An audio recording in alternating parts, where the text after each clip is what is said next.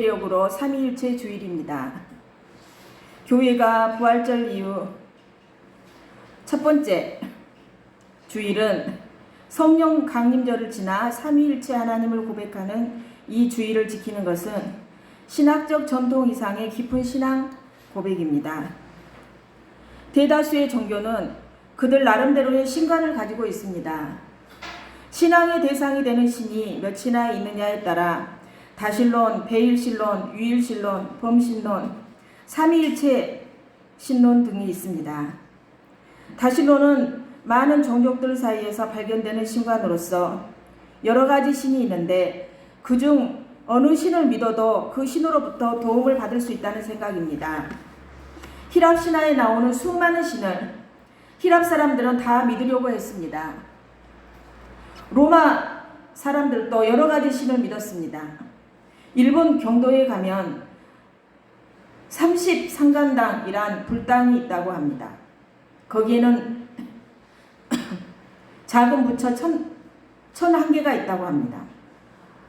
부처가 곧 신이라고는 할 수 없으나 불교 신자들은 그 부처 하나하나를 신앙의 대상으로 삼고 있습니다. 한국에도 여러 가지 신을 섬기는 사람들이 많이 있습니다. 그러나 신이 많이 있기 때문에 어느 신도에게 참 도움을 줄 수는 없습니다. 배일신론이라는 것이 있는데 그것은 여러 가지 신이 있으나 그중 하나만을 택하여 섬기는 태도를 말합니다. 다른 신의 신성을 인정하면서 자기에게 참 도움을 줄 수 있는 신은 한 분만을 믿는 신앙을 말합니다. 이것은 다신론에 속하는 것입니다. 범신론이란 지상에 있는 모든 것에 신적 요소가 포함되어 있거나 신이 실제로 내재하고 있다는 주장입니다. 그래서 사람 안에나 나무나 다른 동물 안에 또는 산이나 공중에도 신이 있다고 하는 생각입니다. 이러한 생각은 고대로부터 인류가 체험한 보편적인 현상입니다. 원시 종교인 아미니즘이나 토템 종교에서도 발견되는 일입니다. 이 신앙은 인격성이 결여되어 있는 신을 믿는 신앙이며 신이 어떠한 존재인지 구체적으로 알 수가 없는 약점을 가지고 있습니다. 이러한 여러 가지 신관 외에도 막연하게 영을 믿는 종교도 있습니다. 한국의 조상 숭배 사상은 조상의 혼백이 공중에 떠 돌아다니다가 후손들이 자기들에 대해서 하는 태도 여하에 따라 그들에게 화와 복을 내린다고 해서 후손들은 열심히 제사를 드립니다. 이 사상도 종교적으로는 가치를 가지지 못한 사상입니다. 이러한 여러 가지 신관 외에 삼위일체 신론이라는 것이 있습니다.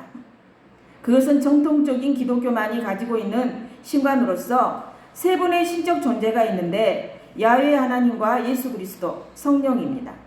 이 세 분은 이름은 다르나 본체는 하나이며 하는 일에도 구원은 있으나 근본적으로는 세 분이 함께 사역한다는 것입니다.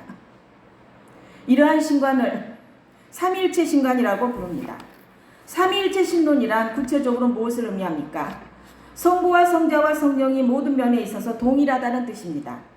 예수님이 육체를 가지고 세상에 태어났다고 해서 성부보다 늦게 존재했다든가 아들이란 이름을 가지고 있다고 해서 아버지이신 야훼 하나님보다 못하다든가 성부와 성자로부터 성령이 나왔다고 해서 성부와 성자보다 늦게 존재했다든가 그 능력에 있어서 못하다고 생각해서는 안 됩니다. 성서가 가르치고 있는 교회가 이때까지 전통적으로 가르쳐온 삼위일체 신은 모든 면에 있어서 세 분이 동일하고 동등하다는 것입니다. 성부와 성자와 성령은 그 신이 존재하기 시작한 그때부터 성부, 성자, 성령이라는 삼자 관계를 가지고 존재했습니다. 성자라고 부른다고 해서 그리스도가 성자가 아니라 딴 존재로 있다가 성자가 되었다고 생각해서는 안 됩니다. 이 세 분은 영원 전부터 영원까지 성부, 성자, 성령의 관계로 존재한다고 믿습니다. 삼위는 각 위가 하는 일이 구별되어 있습니다. 성부는 창조와 역사의 주관자, 예수 그리스도를 세상에 보내신 것과 교회를 지키는 것과 역사를 완성케 하는 일을 하십니다. 성자는 성육신하여 모든 사람들과 같은 생활을 함으로써 사랑과 동일화되어 인류의 죄를 용서받기 위하여 스스로 십자가를 지시고 죽으시고 부활하셨다가 세상 마지막 날에 재림하여 최후 심판을 주관하십니다. 성령은 성부와 성자와 같이 역사하시다가 예수의 부활 승천 후 교회 안에서 신자들을 하나님의 은총 안에서 살 수 있도록 하십니다. 그러므로 성부, 성자, 성령은 각 유가 하는 일이 따로 있습니다. 그렇다고 해서 각 유가 따로따로 사역하시는 것이 아니라 삼위가 언제든지 동시적으로 함께 사역하십니다. 다만 표면에 나타나는 것은 삼위가 다 다르게 나타나시사 세 위가 따로따로 하시는 모든 일을 사실은 다 같이 하십니다. 그러므로 창조 시에도 이미 성자와 성령이 동참했고 구속사역에도 성부와 성령이 동참했으며 교회 시대에 있어서도 성부와 성자가 동시적으로 역사하십니다. 이와 같이 삼위일체의 신론이란 성부와 성자와 성령 세 분이 시간적으로나 능력적으로나 서열적으로나 인간과의 관계에 있어서 완전히 하나라는 것과 다만 기능을 발휘하실 때 양태만 다르게 나타나신다는 것을 주장하는 교리입니다. 삼위일체는 우리 이성으로 완벽히 이해할 수 없는 신비입니다. 우리 머릿속으로는 이해할 수가 없습니다. 그러나 성경 전체에 흐르는 하나님의 자기 계시는 이 삼위일체 하나님, 성부, 성자, 성령을 중심으로 이루어져 있습니다. 첫 번째로 성부 하나님입니다. 성부 하나님은 구원의 계획을 이루신 사랑의 근원입니다. 하나님이 세상을 이처럼 사랑하사 독생자를 주셨으니 누구든지 예수 믿으며 멸망하지 않고 영생을 얻으리라. 요한복음 3장 16절. 제가 이 찬양을 자주 부르죠. 어렸을 때 주일학교 다닐 때부터 배웠던 찬양입니다. 삼위일체의 사랑은 시작부터 끝까지 사랑입니다. 요한복음 3장 16절은 기독교 복음의 핵심을 요약한 말씀입니다. 이 구절에서 우리는 하나님의 성품, 구원의 계획, 그리고 우리를 향한 하나님의 뜻을 분명히 볼 수 있습니다. 하나님이 세상을 이처럼 사랑하사, 여기서 하나님은 특별히 성부 하나님을 가리킵니다. 그분은 세상을 사랑하셨습니다. 여기서 말하는 세상은 단지 창조 세계만이 아니라 죄로 물든 인류 전체를 뜻합니다. 타락한 인류를 사랑해 주셨고 그들을 구원하기 위해 먼저 계획하셨습니다. 창세기 3장에서 인류가 하나님을 배반했을 때에도 성부 하나님은 심판으로만 끝내지 않으셨습니다. 오히려 여자의 후손을 보내주시겠다는 구속의 약속을 해주셨습니다. 창세기 3장 15절 보면 내가 너로 여자의 온수가 되게 하고 내 후손도 여자의 후손과 온수가 되게 하리니 여자의 후손은 내 머리를 상하게 할 것이요 너는 그의 발꿈치를 상하게 할 것이니라. 아멘.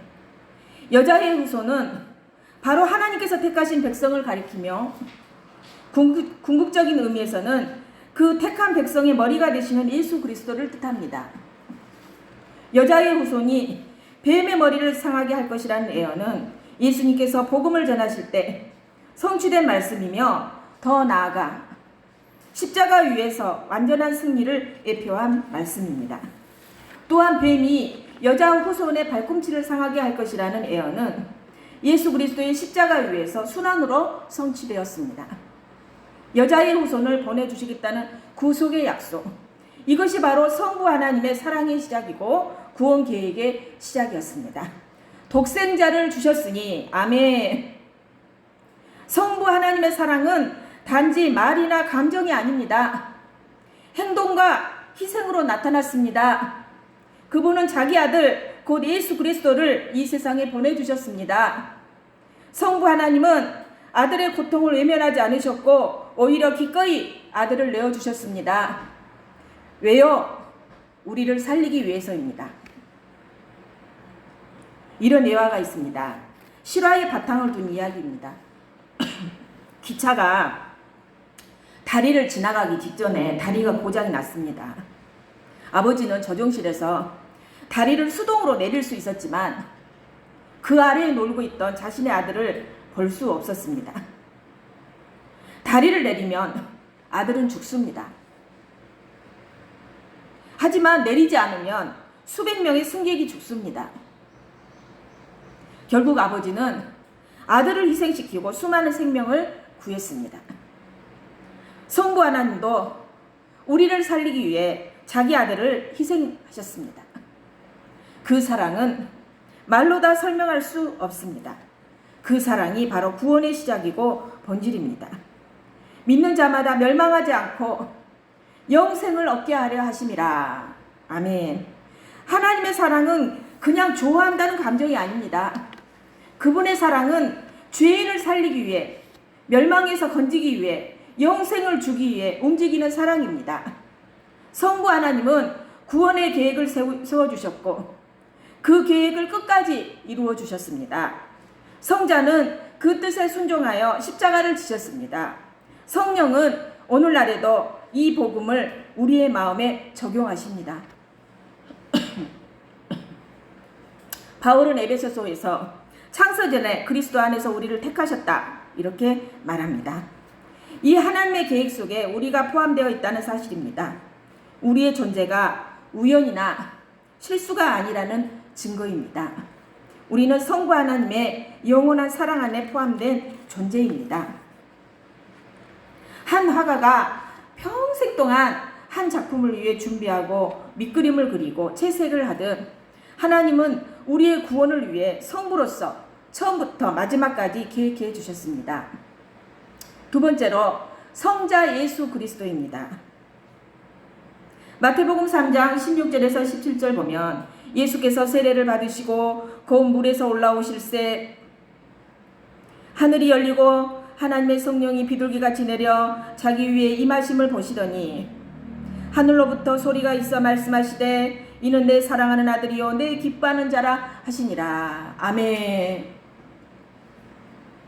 예수님의 세례 장면은 삼위 하나님이 동시에 나타나신 중요한 본문입니다. 예수님이 물 위로 올라오실 때 성령님께서 비둘기같이 임하셨습니다. 그리고 하늘에서는 아버지의 음성이 들립니다. 이는 바로 삼위 하나님의 공동사역을 보여주는 대표적인 장면입니다. 예수님의 성부의 뜻에 온전히 순종하여 십자가에서 죽기까지 자신을 내어주셨습니다. 그는 근본 하나님의 본체시나 하나님과 동등됨을 취할 것으로 여기지 아니하시고 오히려 자기를 비워 종의 형체를 가지사 사람들과 같이 되셨고 아멘. 우리를 위해 죽으시고 부활하시고 죄와 사망의 권세를 깨뜨리신 예수님은 바로 그 성부의 계획을 구체적으로 실현하신 분입니다. 복음은 단지 내가 예수 믿고 천국 간다는 차원을 넘어 삼위 하나님의 사랑과 사역 안에 우리가 초대받았다는 영광스러운 사실입니다. 어느 왕자가 백성들의 고통을 보았습니다. 그러나 궁중에서는 그들을 도와줄 수 없었습니다. 그래서 그는 왕의 옷을 벗고 거지의 옷을 입고 백성들 사이에 거했습니다. 그들은 몰랐지만 그 거지 가운데는 진짜 왕이 있었습니다. 예수님은 하나님의 아들이셨지만 육신을 입고 오셔서 죄인의 자리에 서셨습니다. 세례는 그 자리에 내려오신 하나님의 사랑의 증거입니다. 세 번째로 성령 하나님입니다. 요한복음 14장 16절에서 17절 보면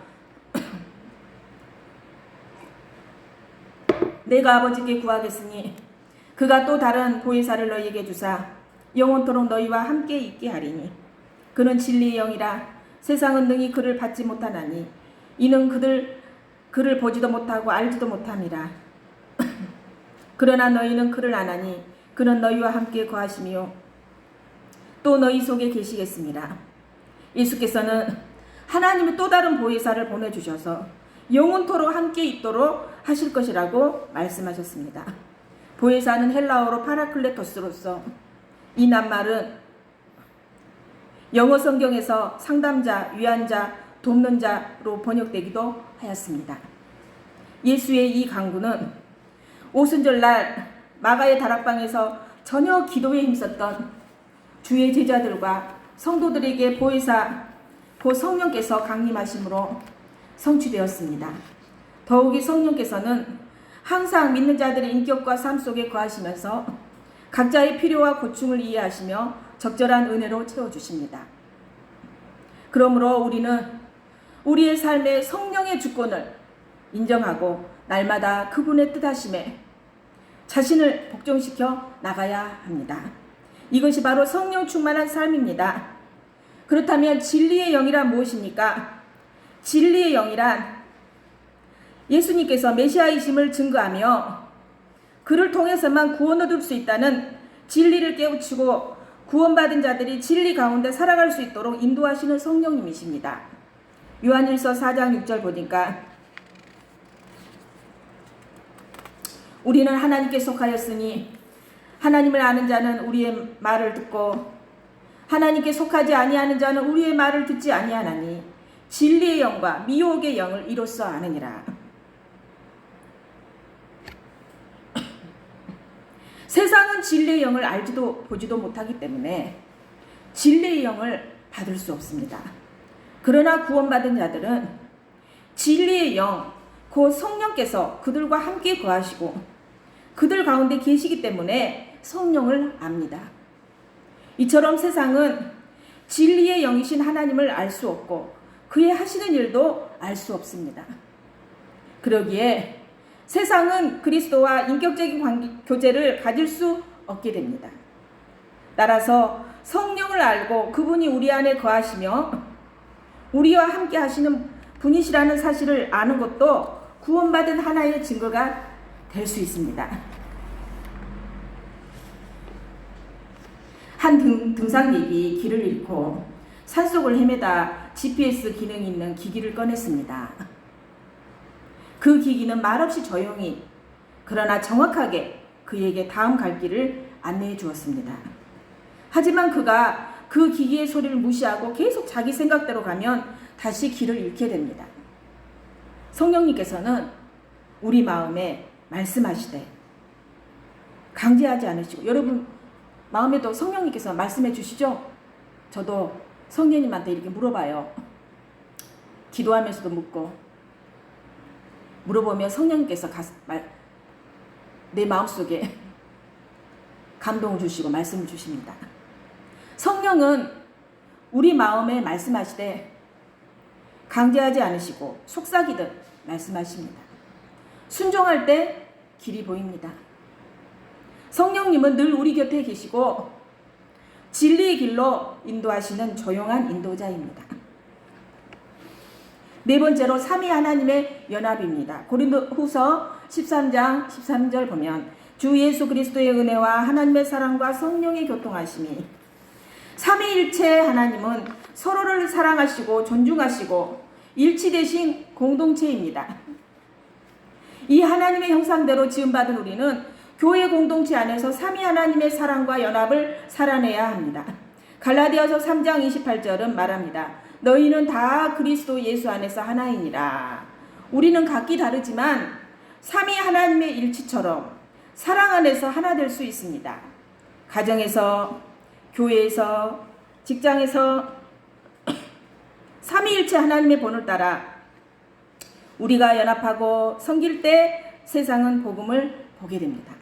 사랑하는 성도 여러분, 기독교의 하나님은 삼위일체의 하나님이십니다. 그러므로 기독교가 유일신 종교인 동시에 구속적 종교가 되는 것입니다. 그러나 우리가 분명히 알아야 할 것이 있습니다. 삼위일체로는 어디까지나 신비에 속하는 사항이요 결코 지식에 속하는 사항이 아니라는 사실입니다. 지식은 연구를 통해 얻을 수가 있으나 신비는 신앙으로만 이해되어지는 것입니다. 따라서 기독교 신과는 전적으로 신앙으로 이해해야 하는 것입니다. 우리 지식으로 이해하려고 하면 우리가 삼위일체 하나님 이해가 안 돼요. 그러나 우리는 신앙으로 이해해야 한다는 것입니다. 삼위일체 하나님은 이해의 대상이기 이전에 예배의 대상입니다. 우리는 성부 하나님의 사랑을 알고 성자 예수의 은혜를 붙들고 성령 하나님의 도우심을 따라 살아갑니다. 이 하나님 안에 생명이 있고 구원이 있고 영원한 소망이 있습니다. 오늘 삼위일체 하나님의 품으로 다시 돌아갑시다. 그 안에 참된 쉼과 기쁨이 있습니다. 기도드리겠습니다. 하나님 감사드립니다. 성부 하나님, 우리를 계획하시고 사랑하여 주셔서 감사합니다. 성자 예수님, 우리를 위해 십자가 지신 은혜를 찬양합니다. 성령 하나님, 오늘도 우리 가운데 역사해 주셔서 진리로 인도해 주셔서 감사합니다. 삼위일체 하나님의 사랑을 우리의 삶으로 살아나게 해 주시옵소서. 예수님 이름으로 기도드립니다. 아멘.